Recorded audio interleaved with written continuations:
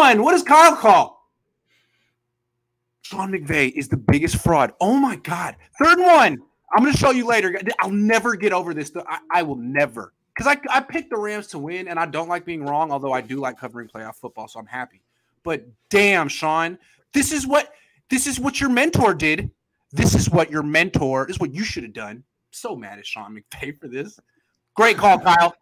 And they know it's coming. You can't stop this, but it's all Jimmy, though. Jimmy is a super QB sneaker. I don't know how he does this. It's low center of gravity. Super. Yeah. Beautiful. Well, it's because he's thick like Debo, right? Yeah. I'm just kidding. Kidding. Joke. Someone please cut that and put that on Twitter, please. 3rd and 1 from the 42. 107 left in the second quarter, up 17-0. All right. This is really the opportunity to win the game. And just notice where the spot is. They called the 42. That looks like the 43. Like they're like inches away from the 43. And that's what you call, Sean? You deserve to lose this game. I'm sorry. Watch this pass rush. First of all, Bosa gets around the edge. Stafford tries to step up, and you got Armstead and DJ Jones just wrecking it like, goodbye, dude. Goodbye. Yeah. That changed the whole game. And you saw what Kyle Shanahan did in 3rd and 1, quarterback sneak. That would have been a better – how do you do this? Unreal. Unfreaking real to me. Unreal. I have no words. All right. Yeah, because this was the first series where they actually stopped him. Here's Ambry. Yes, he's running with him. He's running with him, and then it's a terrible throw. Yeah, no, it's a terrible throw, but he's running with him, and he's watching it. He's tracking it the whole way. Like, everyone gets on Pete I thought he Carroll. got hit, but that's just a bad throw. He doesn't get hit. Everyone gets on Pete Carroll for that ridiculous call in the Super Bowl where he didn't give the ball to Marshawn Lynch. Like that right there on 3rd and 1 that's equally as bad, but it's not in the Super Bowl and it's not the goal line, but it lost the game. You could have won the game right there, but instead you gave the Niners life, and they deserve to win that game. Yeah, that's like nobody pays attention to it because it's not the end of the game. It's at the end of it's in the first half with a minute to go or what have you. Yeah, and it's like Brandon Staley with the Chargers, right? If Brandon Staley had just kicked field goals, against the Chiefs, it wouldn't have mattered that they lost on Sunday night, and then George says people need to stop comparing Jimmy G to Joe Montana. There is no comparison. He's not Joe Montana. He's not Steve Young. Those two guys are considered winners and champions. Jimmy G is mediocre. Hey, man, I never saw Joe Montana play. I saw him play when he was on the Kansas City Chiefs. So I can't talk about that. I don't know. But it seems to me that what I want to say is I could be wrong, but Joe's reputation is mostly built on his playoff runs. I mean, I know he did great things in the regular season too, but what he did in the playoffs is why he's Joe. Yeah, so it's based off the comeback and everything, and that's why I don't know why I would not compare Jimmy Garoppolo to Joe Montana. They're different guys. They're completely But at the same time, the only way that you compare, maybe he's talking about what I tweeted at you, was where if you're going to say that Ambry Thomas won the game for the 49ers, right? Do you say that Jim Stuckey won the game for the 49ers? No, you're right. No, what I meant to say is that he sealed the victory. What I meant to say is that he sealed the victory. And the point I was trying to make is that Jimmy did his job in Tennessee too, right? Like he turned it over to the defense and said, here's I tied it up just like he did in this game, despite his mistakes earlier. And the difference was the defense actually sealing it sealing was the verb I was looking for. Well, the difference for me between the two games is that this is a touchdown this is a drive that puts you ahead. And in Tennessee, you just got the tie. Right? No, right. I'm talking about at the end of regulation because you have the drive at the end of regulation to get to the tie. And then the reason this goes to overtime is because Armstead has the sack. Okay. And the reason it didn't go to overtime in Tennessee is because the defense couldn't make a play. That was what I was trying to say. Yeah. It's hard to explain yourself on Twitter. No, but there's only 360 characters or whatever. Only 300, exactly. But the difference too, let's talk it out. The difference there too is that it's when you score the touchdown in Tennessee, you still had more time. More than 2 minutes to go in the game.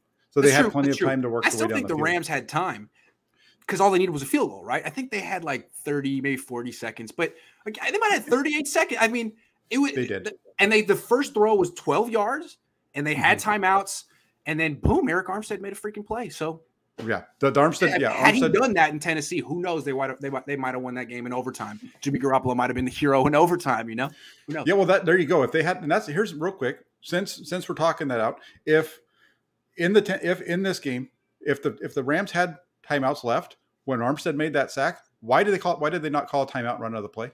Because they just let the clock. They just let the clock run and said, "We'll just go. We're going to go to overtime." Yeah. Mm-hmm. Yeah.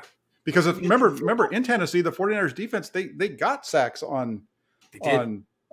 They were dropping him, but then they just couldn't. The first half of the Rams game was the second half of the of the Tennessee game.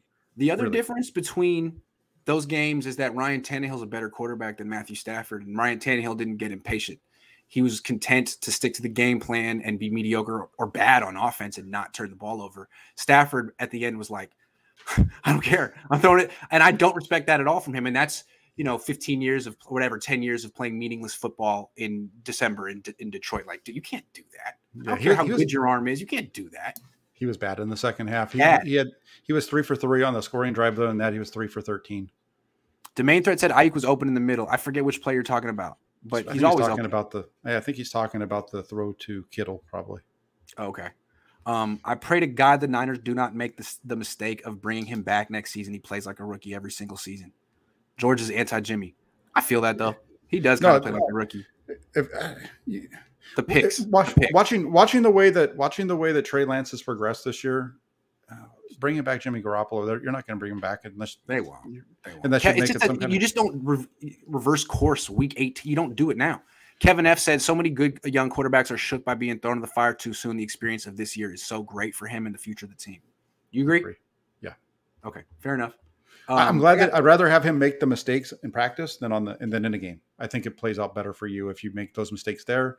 And if we're to believe what the players are saying, right? I mean, he got better on the practice field because of getting a little bit of a chill in from Fred. No, I mean, I never ridicule the idea of improving in practice. Of course you do. I just think you improve faster in games but who knows? Maybe he would have gotten hurt and it would have been bad. I don't know. Yeah. You can't. There's only one reality, and we'll never know the alternate reality. Greg says Micah Parsons is the Debo of defense. He's a Swiss Army knife that can play multiple positions. How does Kyle neutralize Micah?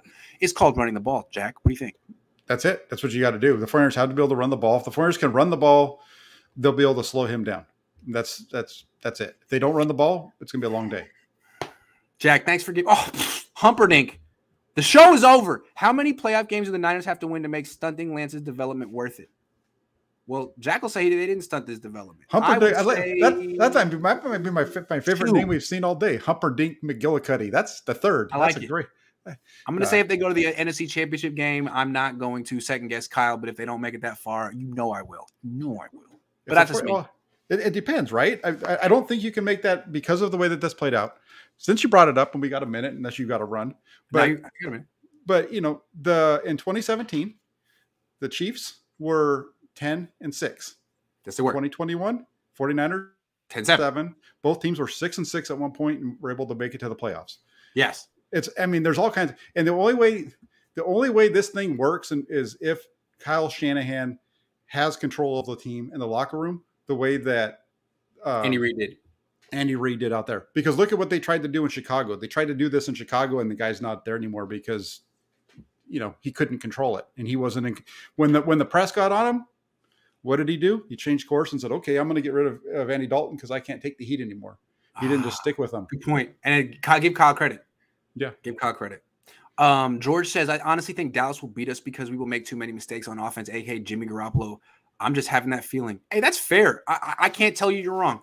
He's thrown 4 picks in the last 2 games. I think he's going to need to do better. Because to me, he basically, and the numbers bear it out, it was very similar performances the last 2 weeks. He needs to do better than that level to beat Dallas, I think, even though they're going to win running the ball. Just don't turn the ball over, Jimmy. No, you can't have the only way that he can turn the ball over and the 49ers win is if Dallas does the same thing. If it's not even an even turnover margin, there's no chance for them to win. And I wasn't the only guy who said bench Jimmy in that game. Jack did too. I saw him do it. I did. No, I was looking bad at one point. Yeah. Oh yeah. No, after the interception, I was right there. I said, get rid of him. Go ahead and bench him. Just put him in there. This is ridiculous. I was right there. I also called myself a clown after the game for the comment.